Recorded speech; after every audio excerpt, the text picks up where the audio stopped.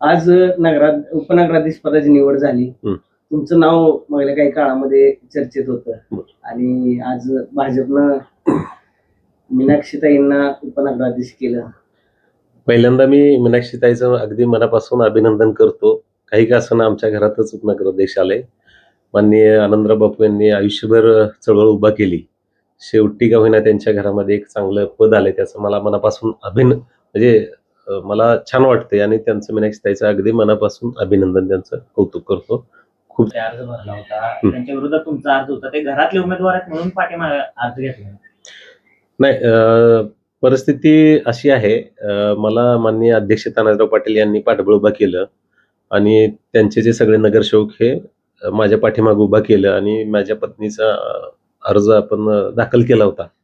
पण शेवटी लढत होणार होती ही वस्तुस्थिती आहे, परंतु काही आम्ही थोडासा विचार केला आणि मागे घ्यायचं ठरलं. मीनाक्षीताई तर मीनाक्षीताई.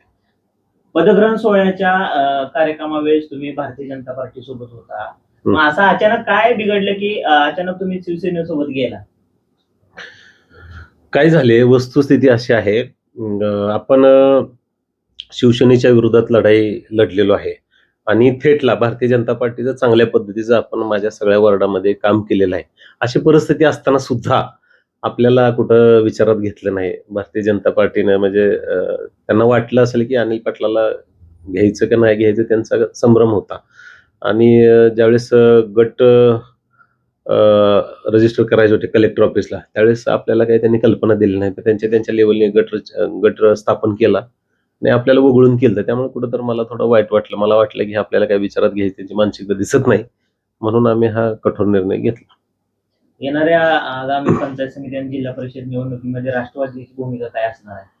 येणाऱ्या निवडणुकीमध्ये 100% शिवसेनेसोबत राष्ट्रवादी काँग्रेस पार्टी हातात हात घालून काम करेल. कारण की इथं त्यांनी माझ्या मागे पाठबळ उभा केलं, म्हणजे माझ्या पत्नीच्या मागे सगळे नगरसेवक त्यांनी व्हीप दिला होता. आता इथून पुढच्या सगळ्या निवडणुका येणाऱ्या सर्व राष्ट्रवादी काँग्रेस पार्टी आणि शिवसेना सोबत असणार आहे. अजून काय राहिले अजून बोलू काही गोष्टी आणखी सांगायचे मला, पण तुमच्याकडे प्रश्न आला पाहिजे तसं. आता मागल्या काही काळामध्ये म्हणजे भाजपमध्ये तुमचं नाराजी कोणावर आहे नेमकी?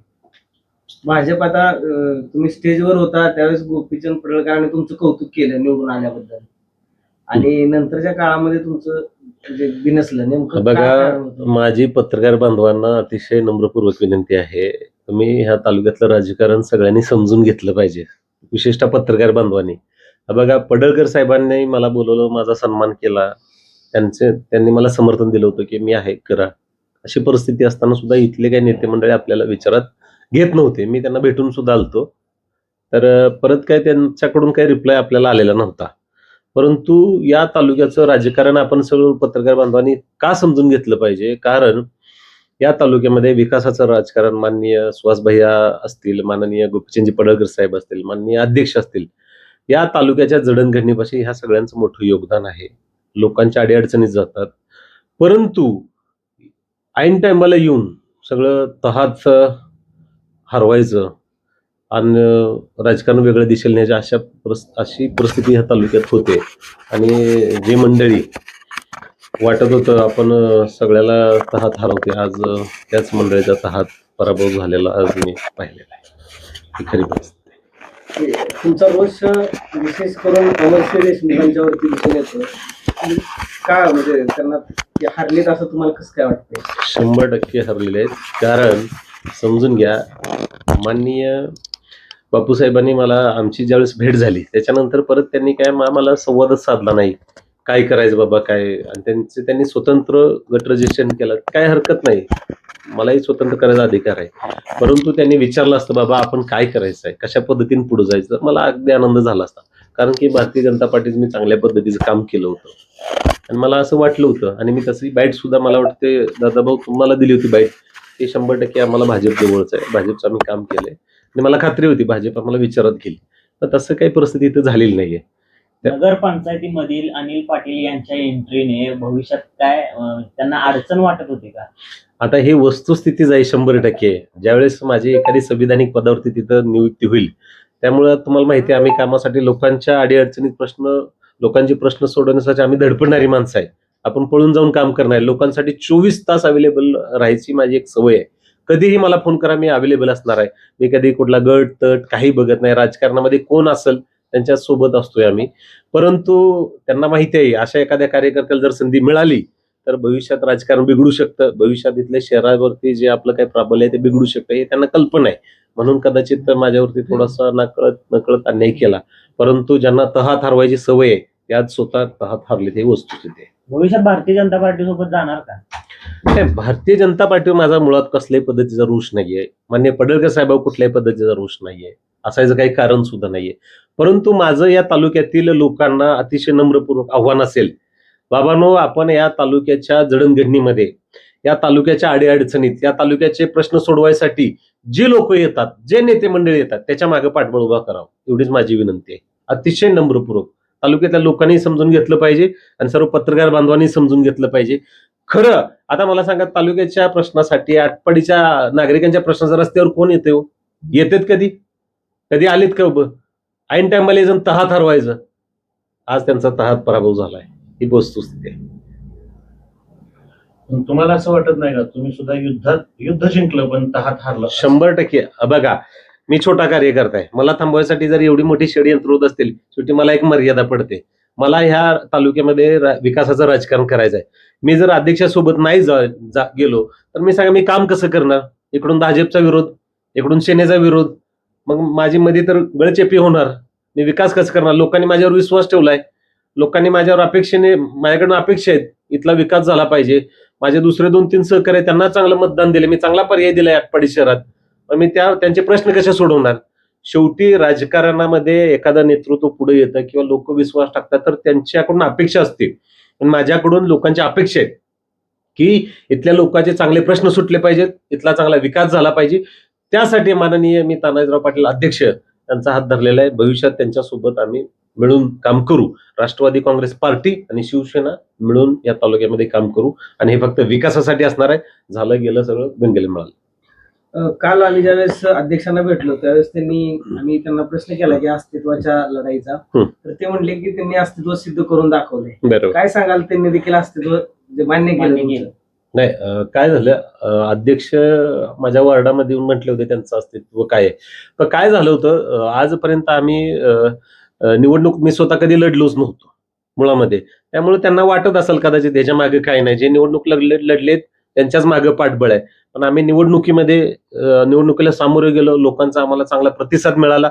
बरं, मी एकटाच नाही, जे माझे सहकारी उभा केले त्यांनाही चांगला प्रतिसाद मिळाला. त्यामुळे त्यांच्या लक्षात आलेलं आहे यांचं काहीतरी अस्तित्व आहे. त्यामुळे त्यांनी ठरवले आपण सोबत काम करूया, या शहरातील प्रश्नासाठी, इथल्या लोकांसाठी, इथल्या अडचणींसाठी आपण सोबत काम करायचं, अशा पद्धतीने ठरले. आणि एकदम निस्वार्थी, कुठली मागणी झाली नाही, ते म्हणले नाही मला तुला हे देतो, अमुक देतो, तमुक देतो, काहीच नाही. परंतु काम करायचं असेल, लक्षात घ्या, काम करायचं असेल, लोकांचे प्रश्न सोडवायचे असेल तर सत्ता पाहिजे. आणि नगर विकास खातं त्यांच्याकडे आहे, इथले विद्यमान आमदार त्यांच्याकडे आहेत. त्यामुळे ही सगळी भूमिका लक्षात घेऊन आम्हाला लोकांचे प्रश्न सोडवायचे आहेत, हे भूमिका घेऊन आम्ही त्यांच्यासोबत जायचं ठरवलेलं आहे. आगामी जिल्हा परिषद पंचायत समिती निवडणुकीमध्ये तुम्ही किती जागांवर दावा करणार आहे? नाही, आता त्या संदर्भात चर्चा करणार आहे. त्या संदर्भात माननीय मी राजेंद्र देशमुख यांच्याशी चर्चा करणार आहे. हर्षवर्धन आहे त्यांच्याशी चर्चा करणार आहे. आमचे विनायक मसाळ साहेब आहेत त्यांच्याशी चर्चा करणार आहे. परंतु नक्की 100% अध्यक्षासोबत असणार येणाऱ्या निवडणुकीत. संपूर्ण राष्ट्रवादी अध्यक्षांसोबत असतील का तुम्ही आणि तुमच्या सोबतचे सहकारी? बघा, मी राष्ट्रवादी काँग्रेस पार्टीचा जिल्ह्याचा युवक अध्यक्ष आहे. मी हा निर्णय करत असताना माननीय निशिकांतदादा पाटील आमचे जिल्ह्याचे अध्यक्ष आहेत, माझे नेते, त्यांच्याशी चर्चा करूनच घेतलेला आहे. ते म्हटले तुला कसं सोयीस्कर वाटतंय तो निर्णय कर. भविष्यात सुद्धा मी त्यांच्याशी चर्चा केलेली, भविष्यात सुद्धा राष्ट्रवादी काँग्रेस पार्टी ही माननीय अध्यक्ष तानाजी पाटील आणि शिवसेनेसोबत असणार आहे. अण्णांना तुम्ही बोललाय का की आपण त्यांच्यासोबत जायचंय? आता पहिल्या टप्प्यात काही बोलणं झालेलं आहे. माननीय हर्षवर्धन देशमुख आहेत त्यांच्या संदर्भात त्यांची चर्चा झालेली आहे. भविष्यामध्ये 1-2 दिवसात त्या गोष्टीचा तोडगा निघेल आणि चांगल्या पद्धतीचं राष्ट्रवादी काँग्रेस पार्टी आणि शिवसेना म्हणून या जिल्हा परिषद पंचायत समितीला आम्ही या तालुक्यात सामोरे जाऊ. नगरपंचायतच्या निवडणुकीमध्ये अण्णांची भूमिका वेगळी होती, तुमची भूमिका वेगळी होती. तीर्थ क्षेत्र विकास आघाडीच्या बाजूने होते, तुम्ही वेगळं भूमिका घेतली. आता तशीच वेगळी भूमिका असणार आहे का तुमची? अजून अण्णा कुठे ऍक्टिव्ह मोडवर दिसत नाही. आता खरं हे तुम्ही विचारलेला प्रश्न खरं गंभीर आहे. पण कसं आहे दादा भाऊ, मला ज्यावेळेस ठरलं माननीय राजेंद्रांना विकास आघाडीला समर्थन करतायत, त्यावेळेस मी माझे ज्यांच्या पाठबळावरती मी राजकारण करतो हे माझे सगळे जीवाभावाचे सहकारी आहेत. त्यांच्याशी आम्ही एका माझ्या फार्म हाऊसवर मिटिंग घेतली आणि तिथे चर्चा केली, बाबा अशी परिस्थिती आहे, अण्णांनी तिकडे समर्थन द्यायचं ठरवलं, आपण काय करायचं? त्यावेळेस माझ्या सर्व सहकाऱ्यांचं म्हणणं आलं, काय असेल ते आपण आपल्या स्वतःच्या पाठबळावरती उभं राहायचं, आपल्या जीवावरती लढू. म्हणून आम्ही फक्त राष्ट्रवादी काँग्रेस पार्टी म्हणून स्वतंत्र लढायचं ठरवलं. त्यामुळे अण्णांनी तिकडे पाठिंबा दिला, पण आम्ही आमच्या स्वतःच्या हिमतीवरती जे काही माझे सहकारी आहेत त्यांना घेऊन चांगल्या पद्धतीने निवडणूक लढलो आणि लोकांनी समर्थन सुद्धा त्या चांगल्या पद्धतीने आम्हाला